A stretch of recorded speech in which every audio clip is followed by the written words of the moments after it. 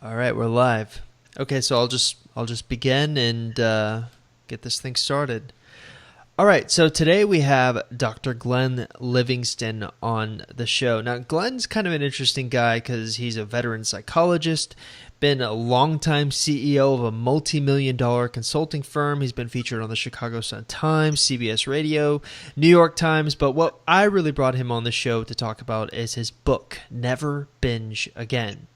Now, Glenn, I want to take a moment to welcome you to the show. I don't think we've ever had such a credentialed person ever on the show before, so welcome. Well, I hope that is I hope you're going to feel as positive towards me at the end of the show as you do in the beginning. Because what I have to say is not really what a credentialed person might necessarily say. But, it's perfect. But I'm delighted to be here. I'm delighted to be here. Well, we're so happy to have you here, and we talked on the phone. Before we got the interview all set up, and you told me a little bit of your story about how you kind of got into the binge eating. I mean, you're a psychologist, you're a licensed psychologist, and so I guess why don't you give me like a little background on what got you into the binge eating, or what fascinates you about this topic so much? Yeah, so let me just say that as a little disclaimer, that when I talk about Never Binge Again and my personal story and the work that I do, it's outside of the standards of care of my license, and so I do it as a coach and an educator, so that I'm really free to say what I think, because I don't necessarily agree with everything that my profession is doing with regards to binge eating. So with that said, and if we're agreed on that, then what you should know is that I've got a personally very painful story about binge eating. As an adolescent, and even as a young child, I had what you would call exercise bulimia. What that means is that I don't stick my finger down my throat. I never stuck my finger down my throat at that time.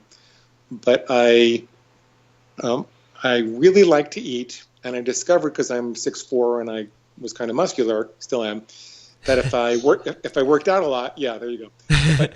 If I worked out a lot, that I could stay thin and I could eat as much as I want to. And that worked for me when I was exercising 2 or 3 hours a day during my adolescence and college years. But I got married shortly after college, had a lot more responsibilities. Graduate school was a lot harder than college was. I started to see patients. I started to have to make a big commute, and I just didn't have the time to exercise 2 or 3 hours a day. Unfortunately, I kept eating. I found it really hard to stop eating. As a matter of fact, with the commute and all the busy schedule, I actually wound up eating worse than I did before, because I was always looking for something fast. Fast food, right? So simple. McDonald's is right there. It's right there when you're driving 2 hours from Long Island to the Bronx every day. And I couldn't stop, and I couldn't stop thinking about food, and I would be sitting and working with patients who were, some of them were talking to me about wanting to kill themselves, and I was sitting and thinking, when can I get the next pizza? When can I go to the deli and dislodge my jaw and empty most of the sandwiches into it? So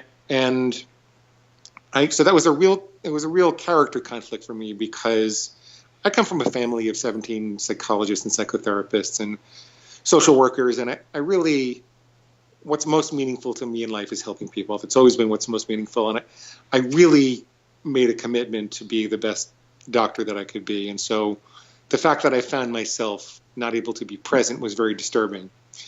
But because I had been brought up with all this psychological perspective, you know how sometimes if you've got a hammer, everything looks like a nail.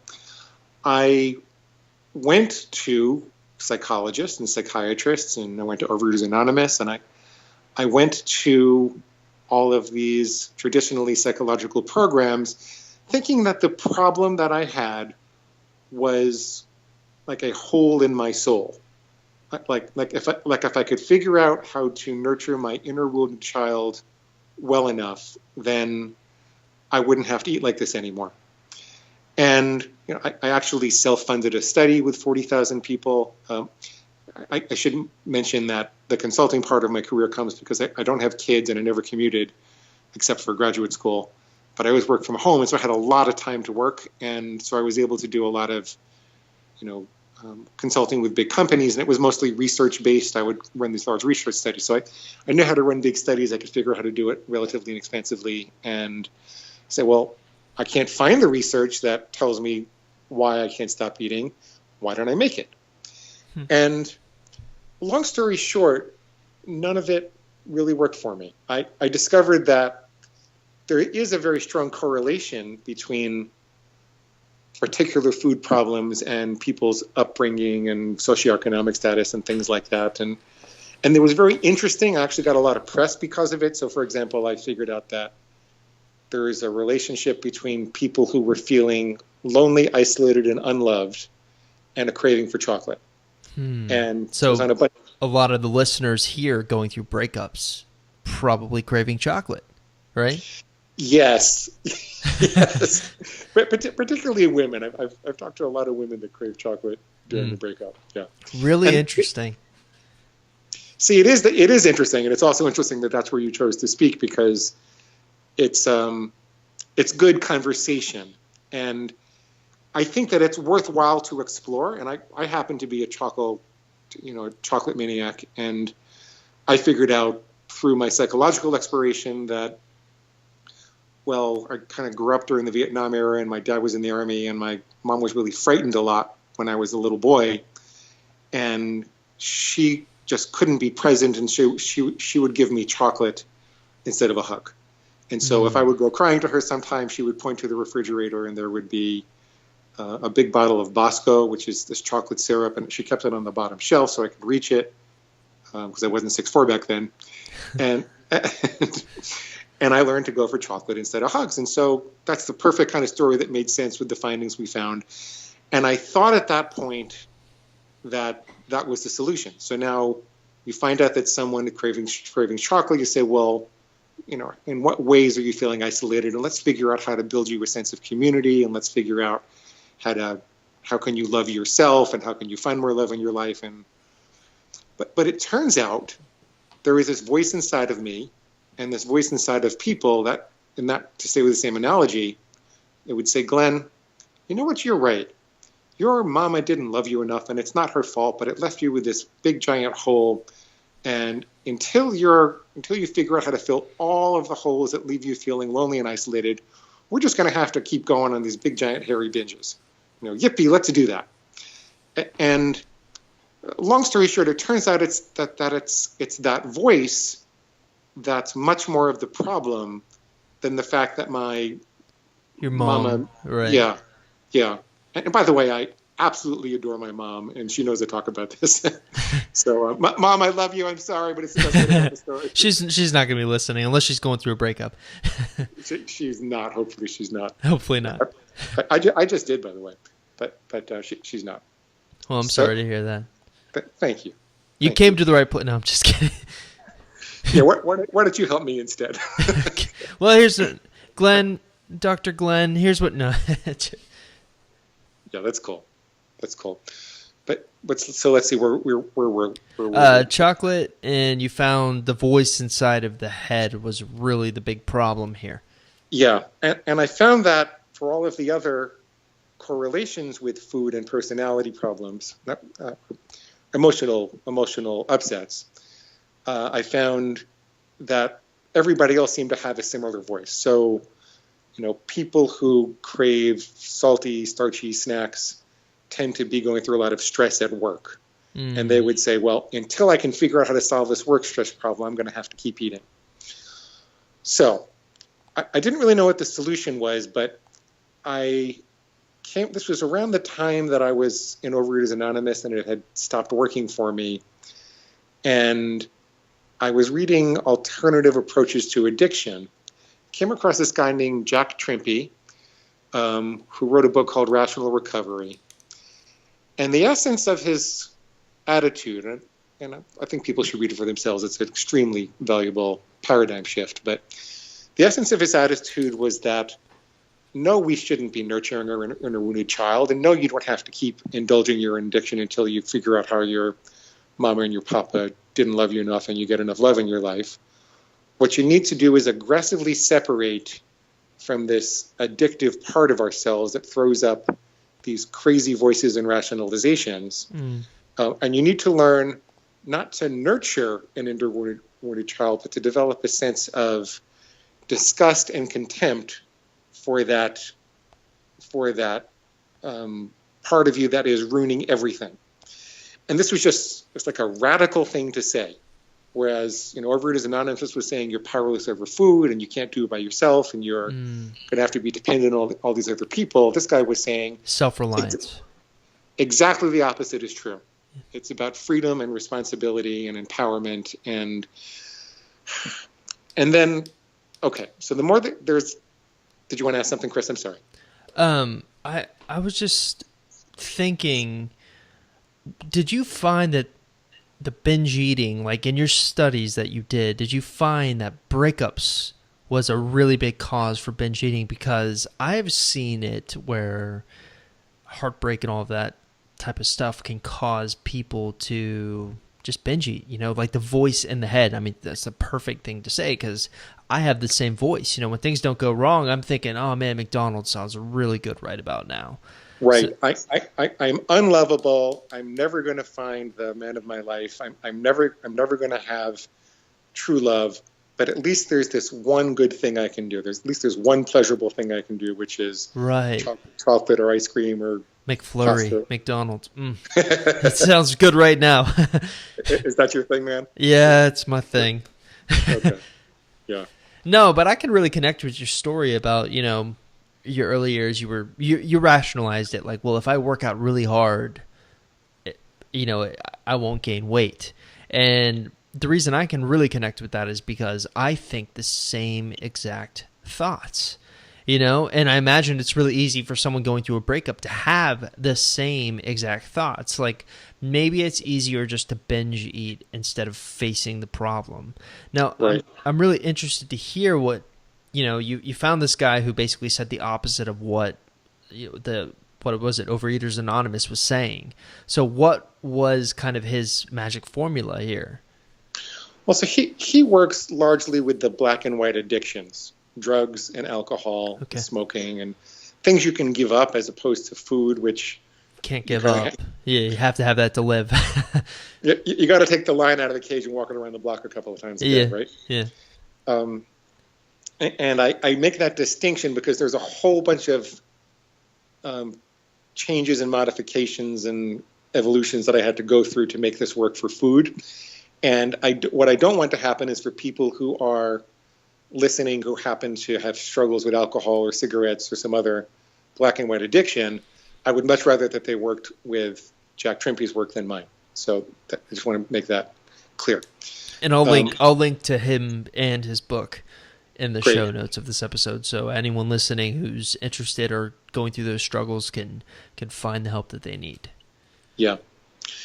So what a magic formula, Jack Trimpe. Right. So what he said was that you really need to have clarity about what your rule is so that you can hear, he doesn't let anybody else use his word, so I'm going to call it the lizard brain, so that you can hear the lizard brain throw forth those crazy rationalizations to drink. So he would say, when you say, I will never drink again, then you know that any voice whatsoever in your head that gives you any reason to have alcohol now or in the future, that's not you. That's going to be this thing in your head that's your enemy. Mm. And so rather than make it your inner wounded child, it's your enemy. And what he also pointed out was that neurologically, we're wired to win this game because the lizard brain, which is the enemy, that's the enemy. It's the lizard brain works when it sees something in its environment. It evaluates it on a very, very primitive level. It says, should I kill it? Should I mate with it? Or should I eat it? Should I kill it? Or should I mate with it? Or should I eat it? And the higher brain, the neocortex, in some senses, the mammalian brain, that's where all of our goals and aspirations, that's where love is. That's where connection to other people is. And the thing of it is, though, is that those functions evolved later, which means that they're superior, and they can regulate and modulate the lizard brain. So even though it feels like this, mate, kill, or eat thing takes over and that we disappear, we actually have this whole mass of neurons and, brain structures that's taken millions of years to evolve to make us human and control it. So physiologically, what they're saying in Overeaters Anonymous, that that we're powerless over our addiction, it's just really not true. And that's actually good news. Very, yeah. So, but on a practical basis, he said, separate yourself from your inner enemy. Make a really clear statement so you can hear whatever your inner enemy says, and then ignore the inner enemy forever. And it sounds really simple, but let me tell you how I translated that to food and how it worked for me. Okay. I decided that my inner enemy was going to be my pig. A lot of women don't like that. A lot of women prefer to, call it their bitch or their inner slacker. Or, Okay. So call it whatever you want to. I call it my pig.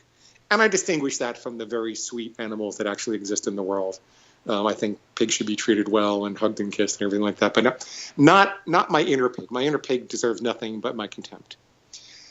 And I decided that to start, I was going to make a clear rule that said I was never going to have chocolate again. I don't recommend that everybody never has chocolate again. I think you can make conditional rules that say, well, I'll never have chocolate during the week again, or I'll only ever have chocolate, on social occasions. Your food plan is entirely up to you. I'm not going to tell you how to eat. I'm just going to help you stick to it.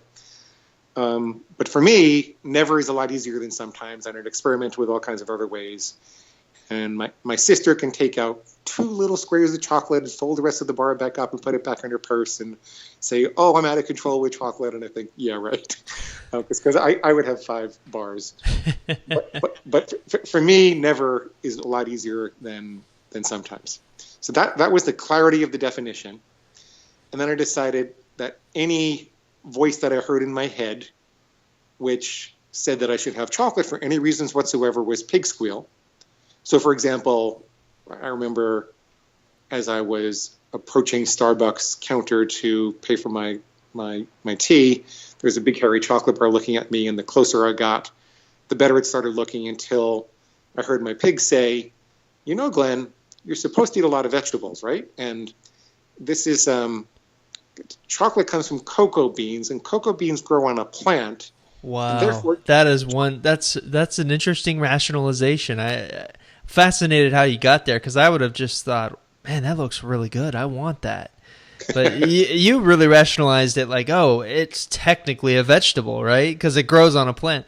That's really fascinating. That's how my pig works. That's how my inner pig works. Wow. And so I call that pig squeal.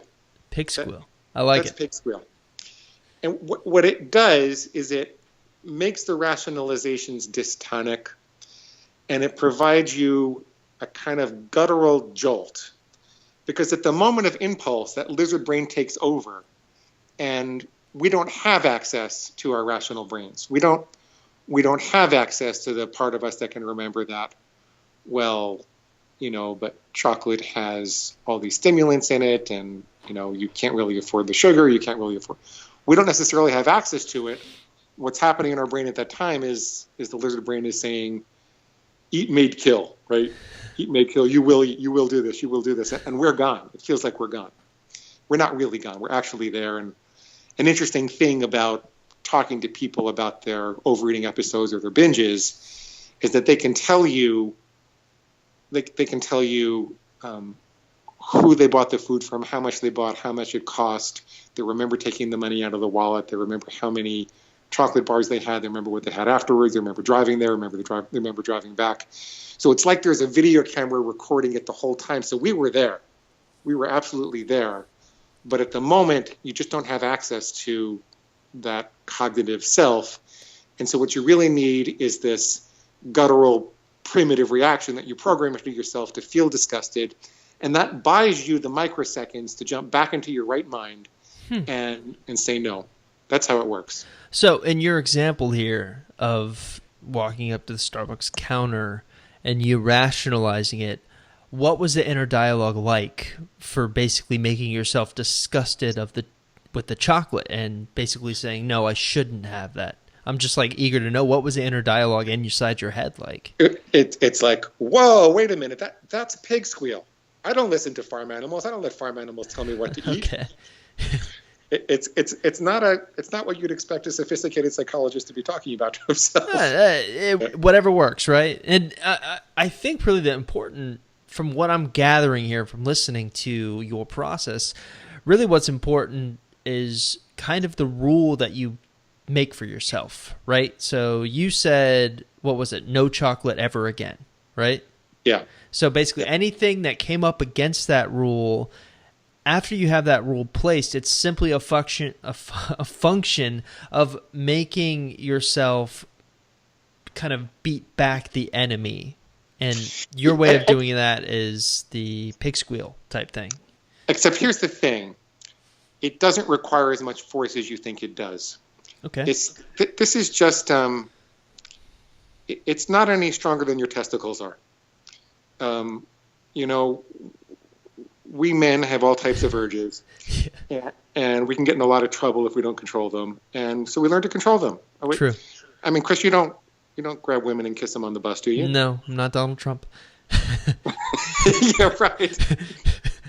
Oh, God.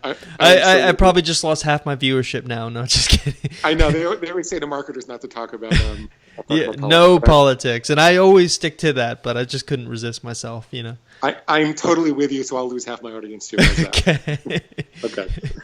Yeah, my mom actually used to sit with him in the box at Forest Hills. We should probably not go down this road. No. Yeah. Okay, binge eating. Binge eating. So the point was that you're not Donald Trump. You don't have a problem controlling the urges that are generated by your testicles. It's just an organ of the body. You are superior to the organs of your body. Very, very good analogy. Now, I wonder if there's a better analogy we can use for women, because women necessarily don't have the same type of urges that maybe a man has. Well, yeah. I'm sorry.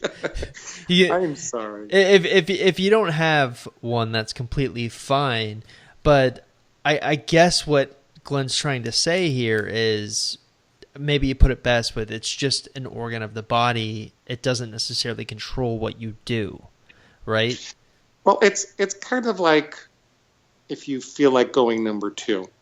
It's just a physical urge, and you can control exactly how that comes out and where that comes out. That's true. Yeah. Donald Trump and okay, never mind.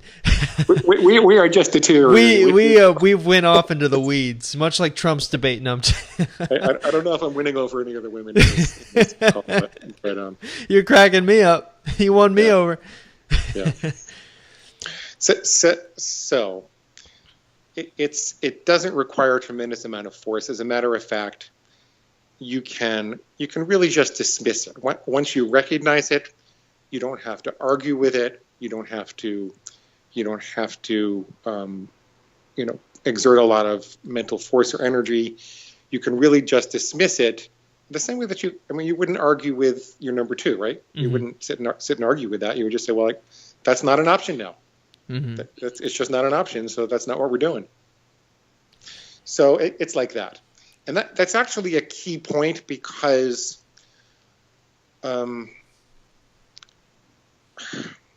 it's kind of like if you were dealing with a serial killer. Do you remember the movie? I forgot the name of the movie. It was with Hannibal Lecter from the Silence of the Lambs, where Jodie Foster is warned that when she goes to interview the serial killer, that don't let him into her head. Oh yeah. He was locked up. He was in chains. He had this mask on so he couldn't bite people. Right. And they warned her that the way he would try to overpower her was by engaging her in a dialogue and getting into her head. And the safest thing to do with Hannibal Lecter is to just not engage. Once you recognize that this is Hannibal Lecter talking, don't have the conversation. It doesn't matter if your pig got a degree from Harvard and has the most intellectually stimulating, brilliant argument for why you should do this or why you should do that. You know what its motives are.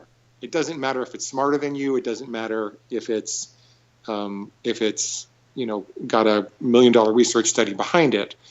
The only good that can come from arguing it from engaging it is letting it in and letting it do its thing, giving it even a chance of doing its thing. If you think about it with a serial killer, you treat it with that level of contempt, and you just ignore it. You don't engage in that conversation. And this is this is what worked for you after trying pretty much everything there was to try. It really did. It really did. It wasn't perfect immediately. I had to learn some subtleties of it, and it's kind of important to try one rule before you try to put a whole food plan together. And, yeah. And Chris, I had to teach myself to get up after I made mistakes. And there was kind of a conflict there at first because I was saying, well, if I'm never going to eat chocolate again, the pig would say, well, you just did. And I had to be willing to say, well, now I'm never going to eat chocolate again. And then I realized, not kind of beat yourself down for the fact that maybe you fell off the wagon a few times. The purpose of self-castigation after a binge is to allow you to binge more. It's very difficult to continue binging if you refuse to yell at yourself. The pig, if you make a mistake, the pig will say, you cheated. Your silly food plan doesn't mean anything. Let's just go out and be happy fat people. And I think for women who've just gone through a breakup, by the way, I think that there's a temptation to say that since it feels like you'll never find true love, the only thing really pleasurable that's there for you in life is food, is food and binging. And you have to recognize that that's the pig. You have to recognize that as the enemy that's going to say it. It's very tempting because it feels true at the moment. And I just got divorced. I mean, it feels true for me. But I know that that's my pig. I know that's I've been very, very tempted to go back to chocolate, and I've heard my pig squealing over and over again. But I just recognize it and ignore it, and I say, I'm just really, really sad. I have to go through this. I'm just really, really sad.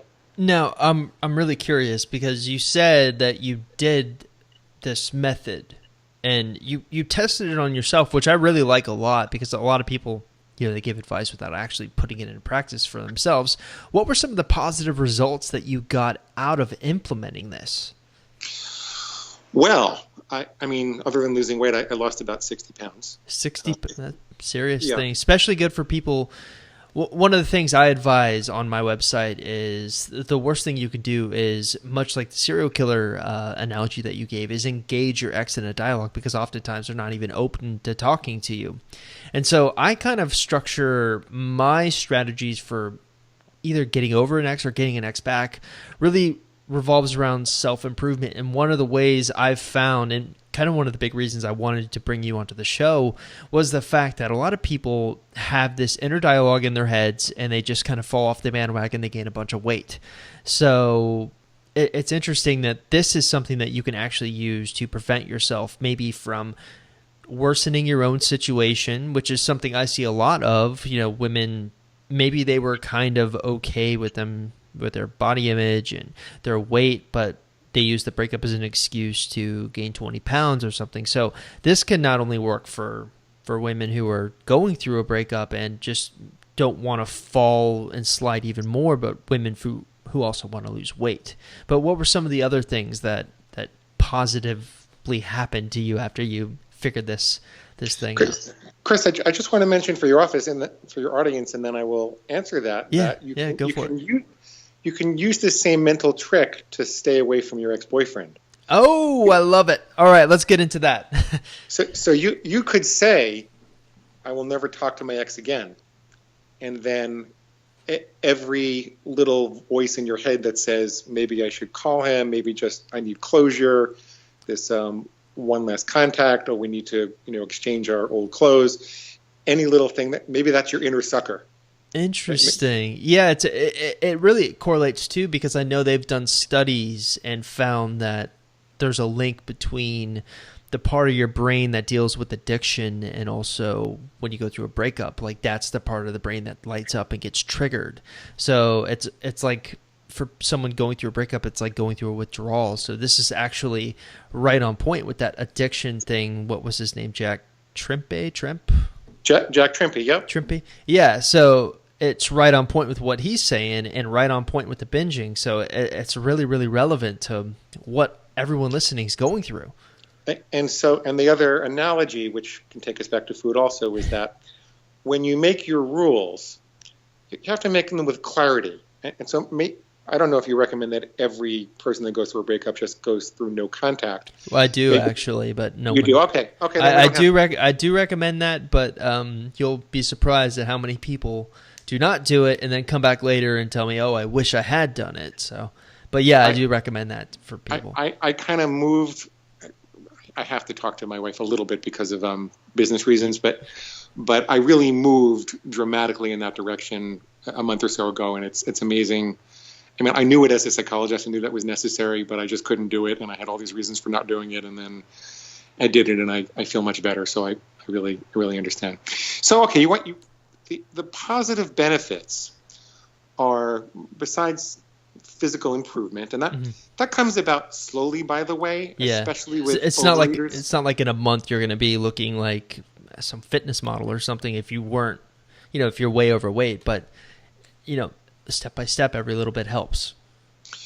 You don't want to lose weight too quickly because it stimulates a physiological mechanism that makes you want to eat more. Feast and famine, right? So if you're telling your body that you're starving, then I've actually experienced that myself. I remember when I had my daughter, I would binge a lot just because I've never been responsible for another human life like this and didn't know how to deal with it, and I wasn't getting any sleep, and I didn't want to cook, so I just went out and got some quick fast food, and I gained some weight, and I went on a diet. But the diet was really extreme, and I lost like 8 pounds in a week or something like that. And all I could think the entire time was, oh, I can't wait till I can eat like Pizza Hut again or something really, really bad. And so, of course, I binged in a day and gained like 5 pounds back. So I can certainly connect with that. The solution to binging is normal eating. The solution to binging isn't dieting. Really interesting. Really, really interesting. So on a practical basis, I ask people to aim for maybe 1 or 2 pounds of weight loss per week, not a lot more, or whatever your doctor tells you. But unless you're in an emergency situation for your health and you need to lose it quicker. Yeah. But some of the other more important benefits were that the obsession lifted. And if you've ever been obsessed with overeating and you were like me and thinking about getting a pizza while you're supposed to be concentrating on another person, or you want to be more present for your partner, or you just want to be out in nature and be in the moment and be mindful and present and experience what life has to offer. And for women going through a breakup, what you really need to do is just kind of be in the moment and be able to sit with your feelings and go through them and allow yourself to mourn and start thinking about what patterns you could observe and what you want to get differently in your next relationship, and start making new all those things really require being present and getting rid of the food obsession. And that in many ways, I'm even happier about that than the physical change. I was really unhappy when I was 260 pounds, but I can't tell you the difference in peace, the difference in what I can accomplish in my life, the amount of energy that I have, mental energy that I have, that I'm not wasting figuring out what am I going to eat and how am I going to stop, and what am I going to have now, and is that enough calories, and blah blah blah blah blah.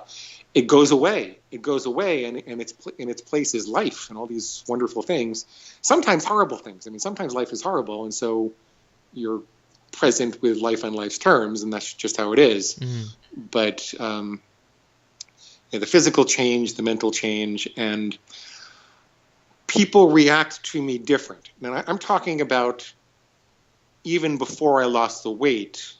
I think people felt I don't know how to describe it. Like they felt my soul. They felt like I was really sort of there. like an energy type thing, like you're being more present, or there's some sort of energy that you're putting out.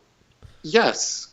There's a saying in yoga. They say, my soul salutes your soul. The light within me salutes the light within you. Namaste, right? Mm. And I think I experienced that. I think that, or rather, I saw other people experiencing that with me. There was room for them in my life suddenly. And I mean, those connections are just wonderful. It's just what life is about. Yeah, the really interesting thing I found, specifically when dealing with people, I took all the success stories that I've ever had, and I started looking for correlations. I started looking at what they said to me, what they did, and I found some obvious things, like a lot of people did the no contact rule, but one of the things that really shocked me the most was it was actually the people who moved on from their ex, who kind of gained some of the clarity that you're talking about, that had more success with getting their exes back. And I keep seeing different kind of examples of that time and time again, where you would think, okay, this is the thing that has to happen to get your ex back, but it's actually this other thing. And that's kind of the feeling I'm getting here. Like, most people are going to look at the binging and the benefits of it as, oh, you're going to lose weight. But really what you're more proud of is the extracurricular things that came afterwards, the extra energy, kind of the spirit thing, the whatever we're talking about here. So it's really interesting. There's more applications to than just losing weight, than mastering what you're talking about. And I think it really boils down to the rule that you set and basically how you stop yourself from doing what the inner voice says, which is, I feel like it's not just can be applied to binging, it can be applied to a lot of different type addiction activities throughout your life. Sure can. And maybe we should talk a little bit more about the practicalities of setting those rules. Yeah, I'd love to do that. So how would one... let's make it really, really practical for people going through a breakup. So how would someone going through a breakup... No, do you want to make this about food or maybe about we can make it about going through a breakup. I'm fine with that. All right. So someone's going through a breakup and they're having trouble staying away from their ex. What kind of rule and what kind of inner dialogue can someone do to prevent themselves from making that happen? Okay. So a template that I use with my food people, which I think would be applicable here, is to understand that there's 4 different types of rules. There are things that you never do. There are things that you always do. There are things that you'll only do under certain conditions. And there are things that you can do in an unrestricted way. So I think you need to look at your specific situation and define if you could get your inner sucker. I'm going to call it an inner sucker. If you could get your inner sucker out of the way completely. I know your inner sucker says this isn't possible. But if you could get it out of the way completely, how would you want to behave? And in a lot of situations, that's going to be, I will never contact my ex again under any circumstances. And if that's the case, that's a really simple rule, and we can leave it like that. But not everybody can do that. For example, I was going to say most people who come to the website are like doing a 21 to 45 day no contact rule. So can a rule work in that context where, hey, I'm not going to contact my ex no matter what for 21 days? Can that rule work? Yes, that's what I would call the conditional rule. Okay, conditional rule. Yeah. Or for me, it would be. I haven't actually applied this to. I'm thinking through this spontaneously, but it would be something like I will not contact my ex about anything but business, and I will never contact her with anything but email. Okay. Right. Well, I mean, like you mentioned earlier, you're going through a breakup. So one thing I've always learned doing this half a decade is everyone has unique situations. So your situation is sort of you have to contact her for business. Like you can't just shut her out of your life completely, right? Right. So your conditional rule is that, but someone going through maybe a more general breakup can have the 21-day can't contact the ex conditional rule. So it's interesting to see these applications applied to different situations. And I think that's kind of what you're trying to get at here. That's what I'm trying to get at. But then I also think when I work with food and people restrict a behavior, like if I say, I will never eat chocolate again, I tell them to also add something. Like I will always have 6 servings of fruit and vegetables every day, because you're taking something out of your life. Let's put something else that's healthier into your life. So help me out, Chris. You know your audience better with this. Yeah. What would that help you? So the big thing that comes to mind here is I always tell people to divide their life up into 3 aspects: health, wealth, and relationships. And the thing that I recommend people to do is do things in those 3 aspects of your life that really, really can benefit your life. So maybe an example of wealth is maybe I'll do a better job at school, or maybe I'll do a better job at work. Maybe relationships is I'll go out and meet a new person that I haven't met before. Sometimes I've even found, even though I don't necessarily recommend this, but there were some recent studies done where actually going on a date and actually getting into a rebound relationship is one of the best things that you can do to get over your ex. So there's different ways to cultivate your life in these different areas, and I think that would be a perfect thing to add to your rule. Like, okay, I'm not going to contact my ex for 21 days, and at the same time, I'm going to go out and meet 5 people every week, 5 new people. I'm going to take a dance class, something like that. I imagine. Yeah, absolutely. Absolutely, yes. Yes, all right. Or I'm going to journal every day for 20 minutes. Perfect. Yeah. Right. Women do that too, yeah. Yeah, men do it too. Men do it too. Yeah, and, so we have conditional rules, we have always rules, which can, like we just talked about. And then sometimes with food, it's really helpful to define things you can do without restriction, like I can have as many unsauced vegetables as I want to, just to really remind yourself that there's always plenty of food around, and your plan is nutritionally complete and that you're not going to starve. Mm-hmm. And so that's the first thing that you can consider with regards to the rules. The second thing you want to do once you think you have a rule that you want to follow is you want to evaluate it and ask, if 10 people followed me around all day long and I wrote out this card on an index card. I wrote this rule on an index card. And at the end of the day, I asked them in a group, did I follow the rule or not? Would all of them agree 100%? See, and the reason for that is that ambiguity is the pig's best friend. The pig looks for a little hole in the food plan, a little loophole in the definition. And we can try to bring this back to the breakup in a moment, but I'll tell you where I'm most familiar. People will say things like, I always stop eating when I'm full, and I only eat when I'm hungry. Mm-hmm. And that's what I call a guideline and not a rule, because how would those 10 people know whether you stopped eating when you were full or whether you only ate when you were hungry? And the reason they wouldn't know is because, first of all, it's all internal. And secondly, it's a very squishy definition. There's no way to measure it either. It's very difficult to measure, and so your pig can say, you're hungry, you're hungry, you're hungry, we want that, you're not full yet, you're not really full yet. That doesn't mean it's a bad guideline. It's a good way to live, to eat when you're hungry and stop when you're full. But it's never going to be more than a guideline, and if you're really having trouble with portion control, you might want to have something that those 10 people could agree on, like, I will always get up from the table for 3 minutes and go to the bathroom before I go back for seconds. Now, right? Can I ask, what's the reasoning behind 10 people instead of 1? When I went to graduate school, we worked really hard to figure out how to quantify very squishy concepts like love and intimacy and personal space.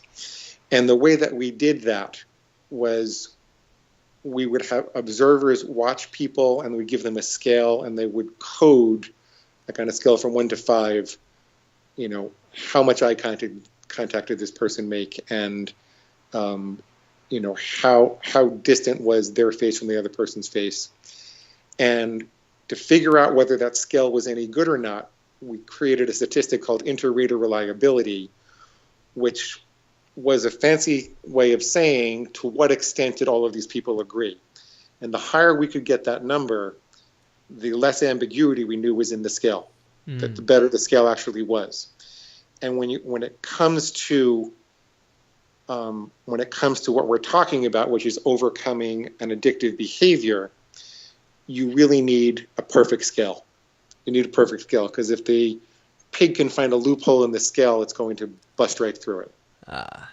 Makes a lot of sense. 10 people is better than 10 pairs of eyes, better than one pair of eyes. We wouldn't know.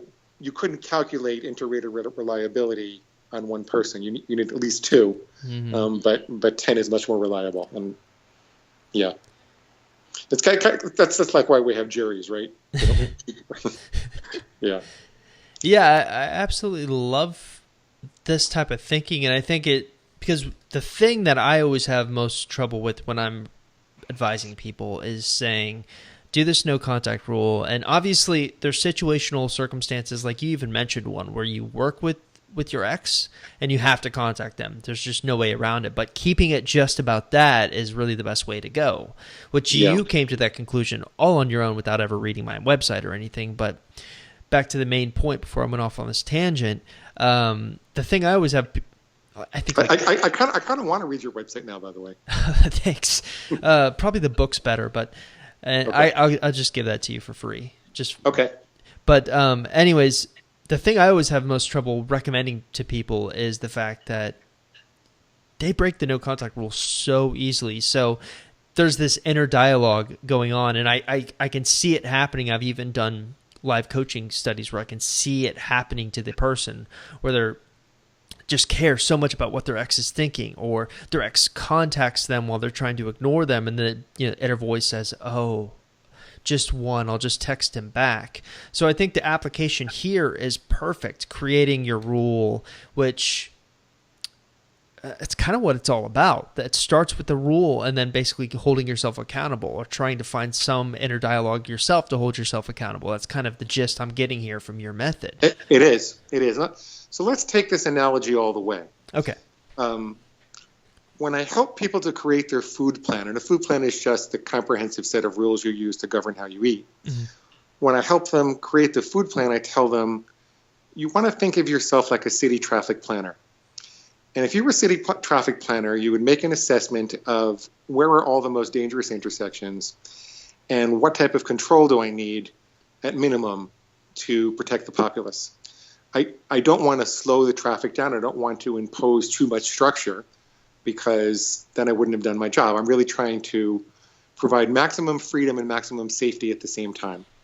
And that prevents people from making overly complex or overly restricted rules. And it really provides a criteria for them to create as simple a food plan as possible that allows them the freedom but really protects them from the dangerous intersections. And so that's what we would want people to do with their inner sucker as they were figuring out how to define their new conduct with their ex. Where do you really need your freedom? Where are the real dangers? And if you could completely control it, if you can get your inner sucker out of the way and it couldn't say, well, you can't deal with these feelings, then how would you behave and why would you do that? And put that together for yourself so that you can be the person you want to be. So what would you say to someone who has the rule defined, and then let's say their ex contacts them and they give into it? They have the inner dialogue, but it's not strong enough to stop them from engaging in an addictive behavior of contacting an ex. Well, remember, we're wired for success, mm-hmm. and no matter what physiological impulse you might have, you do have the ability to decide not to do it at the moment. You do have that ability, just like you have the ability to decide when and where you're going to go number two. Right? Right. And that's actually not a bad thing to remember, because it's a little bit gross. It brings back some unpleasant feelings. It works as a toxic analogy to combat the feelings of infatuation and some of the positive feelings you might be remembering about your ex at the moment. Mm-hmm. And so I think that you can use that. But the other thing is that if you make a mistake, that you just get up and do no contact again. a lot of people are frightened of saying, I'm never going to do this again, or I'm never going to do that again. But I asked them, if you had a daughter, let's say you have a 5-year-old daughter, and she really wants to ride, she just learned how to ride a bike, and she wants to ride it to the top of the hill. Maybe she's 7. She wants to ride it to the top of the hill without stopping, and she says, Mommy, I'm going to get there without stopping. I really want to do it. And let's say it was a really big hill, even if it was much bigger than she could ever do, without a lot of practice. Here's what you wouldn't say. You wouldn't say, no, little Sarah, I don't think you should even try that, because you're not going to make it. You're never going to make it the first time. So don't even bother, right? You're not powerful enough. You're not strong enough. What you would do is you'd give her the philosophy of a winner. You'd say, okay, I want you to visualize yourself on top of that hill. I want you to see yourself sitting on the top of the hill with your hands way up in the air in a victory sign, with a big smile on your face. I want you to be screaming, I did it, I did it, I did it.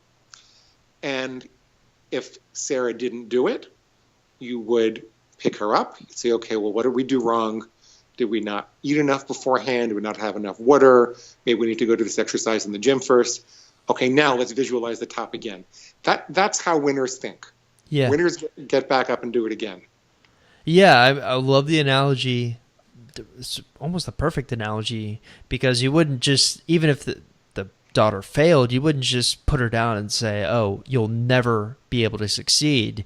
You just pick her back up, try to build her confidence back up. I guess the same principle applies here. And really, what this all boils down to is you have everything really structured perfectly in your book, Never Binge Again, which, yes, it is about eating, but a lot of the concepts that you talk about in the book can be applied to a lot of different things. So why don't you tell us a little bit more about your book? Because that's really why we brought you on here, because the book is really, really good. Well, thanks, Chris. I hope it's good, because the book is what got me to stop and break 30 years of food addiction. It was originally a journal. But by the way, you can get the book for free at neverbingeagain.com on the Kindle. Which I'll link to for everyone listening. Yep. And what you want to do is click on the reader bonuses, and that's how you get the latest link. And if you have any trouble getting it for free, sometimes it's not available out of the country, then send me an email and I'll get you a PDF copy. But the reason to do that is that I recorded a whole bunch of coaching sessions, and I'll send those to you too, so you can hear how this works in practice. And I also created a bunch of food plan starter templates so that you can see how these rules work, and just kind of take some that work and customize them for yourself. So if any of this was confusing, then you have that resource. Anyway, so the book was originally my journal. It was my inner battles with my pig, and I'd write down all of the pig squeals and all the crazy, clever things that the pig was saying and how I wound up beating them. Was the chocolate at Starbucks one of them? Because yeah. I thought that was such a fascinating rationalization, because I never would have. I don't even think I'm intelligent enough to go there. Like, oh yeah, it's chocolate, but it's growing on a plant, so technically it's a vegetable. Yeah, my pig convinced me that chocolate, or tries to convince me that chocolate is a vegetable. Yeah. Love it. It includes that. Yeah, it's a short, easy read. I think it's only 110 pages or something like that. People constantly tell me that they read it in a night. They pick it up and they can't put it down. It's got over 400 reviews. I think it's been the best-selling book on Amazon for almost 6 months now in the binge eating category. I think also in overeating now. And that's the book. That's the book, which we'll link to excessively for you, Glenn. Sure. So people will be able to read this. And like I said, even if you think you're not having any type of eating issues, Glenn and I we must have spent like 20, 30 minutes just talking about the applications to the no contact rule. So there's a lot of stuff in here that can apply to different areas of your life, even if you think it's not for you. So it's something that I am going to go ahead and recommend that you check out right now. This is a book about a mental trick of mind.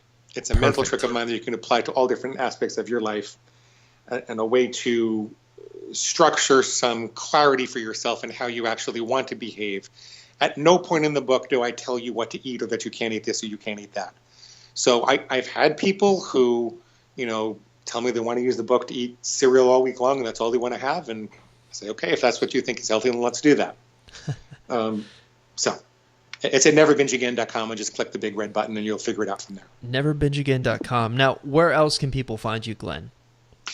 That's the easiest way. There's a contact button. I also do, in my other life, I teach marketing, and you could go to glenlivingston.com and, sign up for my marketing list there, but it's a totally different. It doesn't even apply to the binge eating thing. Yeah, no, it doesn't. It doesn't. And I run a coach training organization. Go to Never Binge Again, and you'll get to all my stuff eventually if you're interested. That's the best place to find me. Any parting words of wisdom here for the listeners? Oh, I also have a forum at neverbingeagainforum.com, but just go to Never Binge Again, you'll get everywhere. The parting words of wisdom, Chris, would be that all you need to do to never binge again is never binge again. You don't have to sit by the river and contemplate your navel. You don't have to smack yourself on the head with a spatula. You really just need to define what it means to never binge again.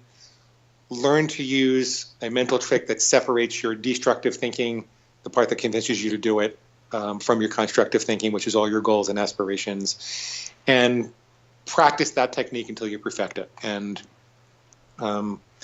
set out for the top of the hill with a visualization of you reaching the top victoriously, and you will. I love having smart people on. That is so much smarter than... I think I was asked that once, and I did not come anywhere close to having the parting words of wisdom you just had.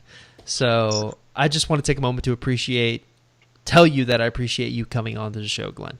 Thanks, Chris. I appreciate you having me on, and if there's any way I can help you, let me know. I will. Thanks. Okay.